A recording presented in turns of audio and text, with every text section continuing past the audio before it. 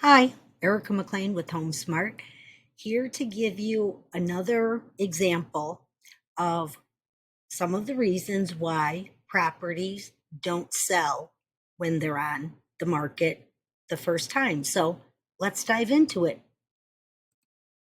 Okay, this particular property was located in the Belmont Cragin area of Chicago.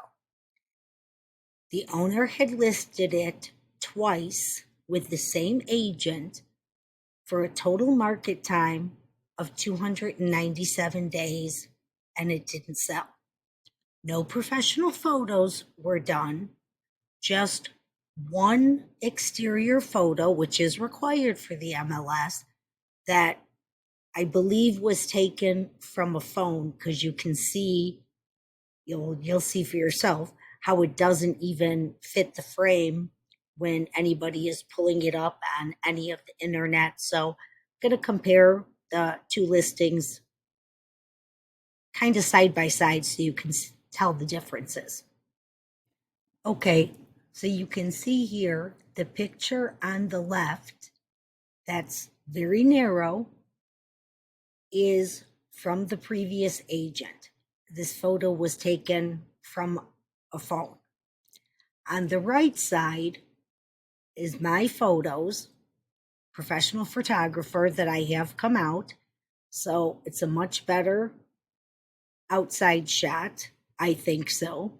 And if you can see in the circled area, it shows you it's one of 33 photos.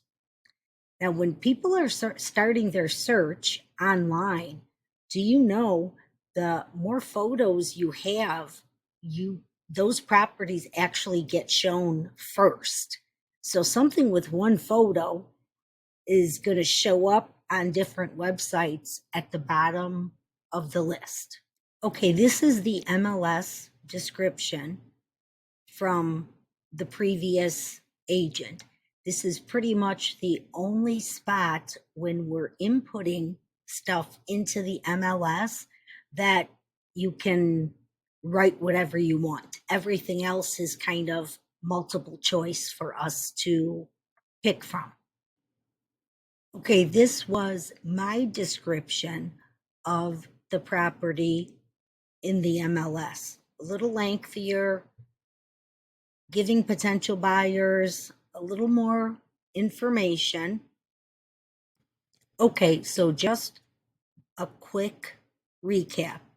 We've only compared the photos and the listing description, and I'm not going to lengthen this video by showing you all 33 of the photos that I chose from the photographer. If you want to see it, let me know and I can add them.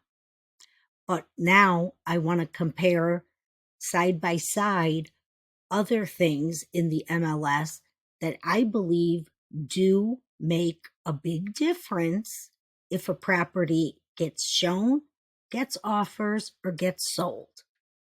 Okay, here's the section from the MLS showing the school, what school district the property is located in. All of Chicago is District 299. So if somebody tells their agent that they want a specific school, the first time it was listed, it would never show up. This falls into the Josephine Locke Elementary and Junior High. So that's a very searchable field. If somebody with kids, they're searching for kids, this listing would have never popped up if they were searching by school. Big mistake, in my opinion, that agents don't take the time to put that in.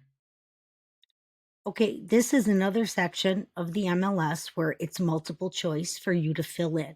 The top one is from the previous listing, not my listing.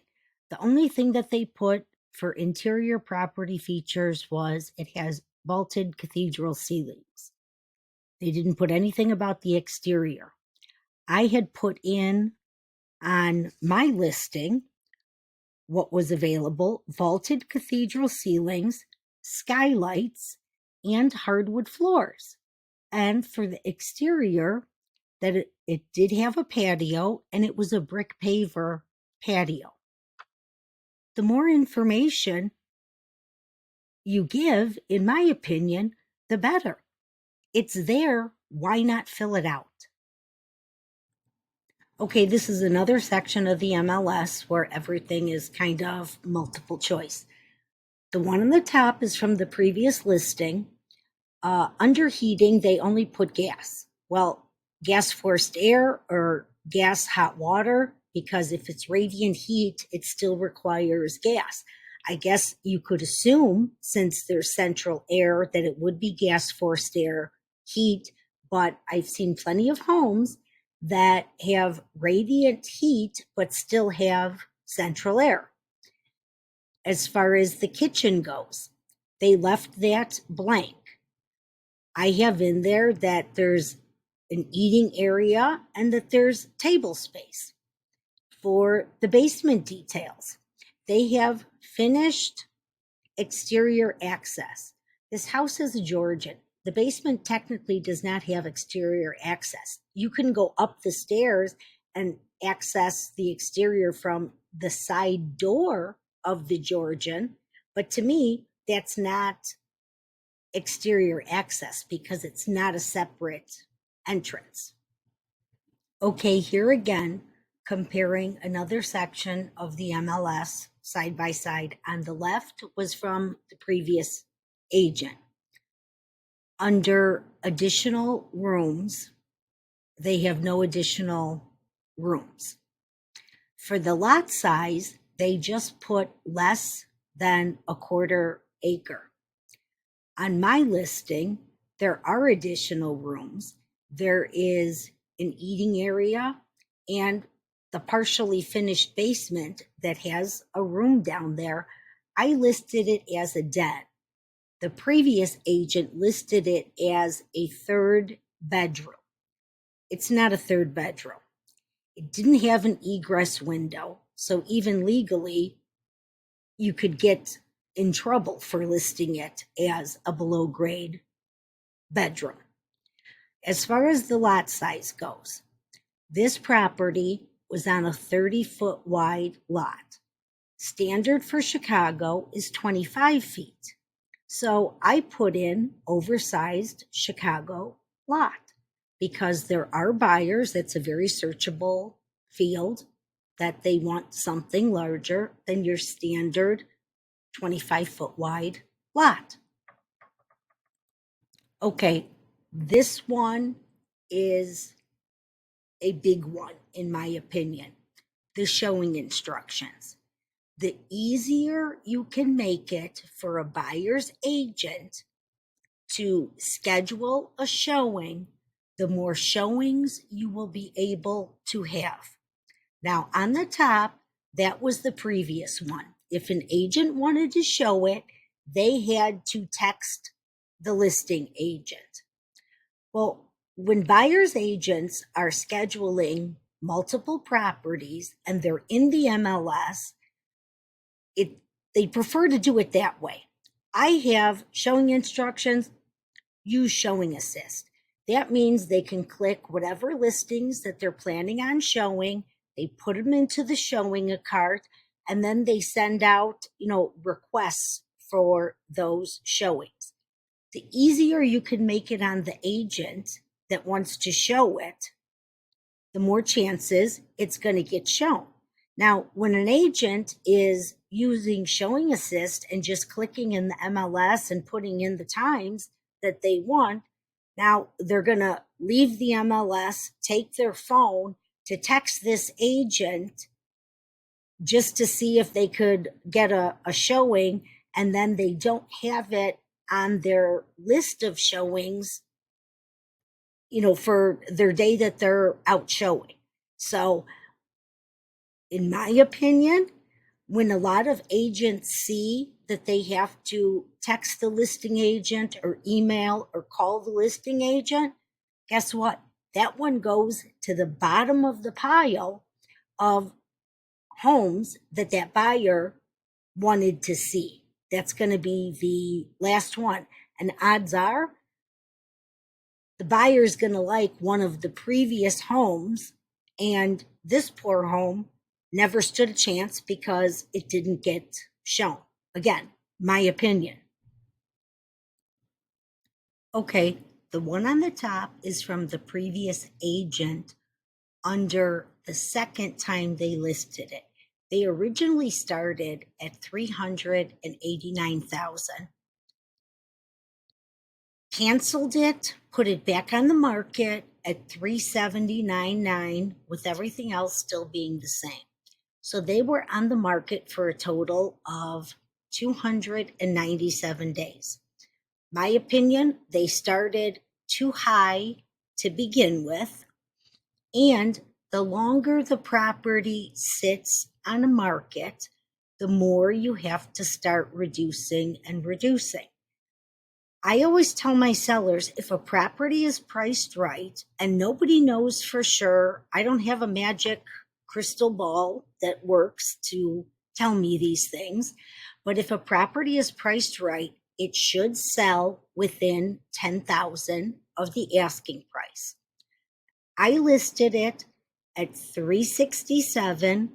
It went under contract in 7 days, and we sold for 357. So right there, 10,000 below the asking price. And that was also in October. So it wasn't prime real estate season like everybody seems to think spring is the best time. I always say any month is a great time, but all these other little things make a difference. So I hope you can see for yourself these little differences of how things are done could definitely impact whether you're successful at getting the property sold or not. The problem is most sellers don't know everything that goes on behind the scenes, and what goes into the MLS or what kind of advertising their agents are doing. So these are things that are important things to know, and that's why choosing the right agent is critical in getting your property sold.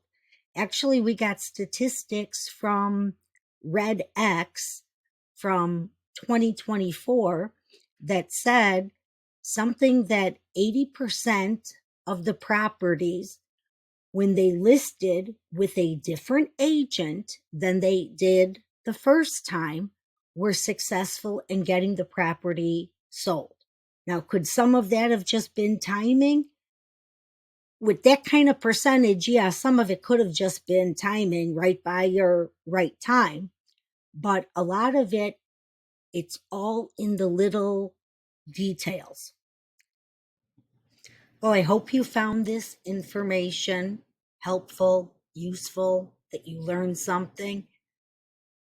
A lot of sellers don't know what goes on behind the scenes. So a lot of times they don't even know what to look for if their agent even gives them a copy of their MLS sheet. So that's why it is critical who you choose for a listing agent.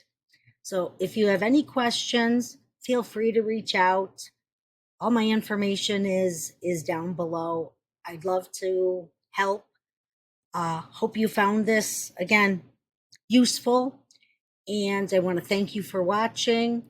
If you would like and hit the subscribe bell, that would be awesome, because then you'll be notified on my future videos. But thanks again for watching, and I'll say bye for now.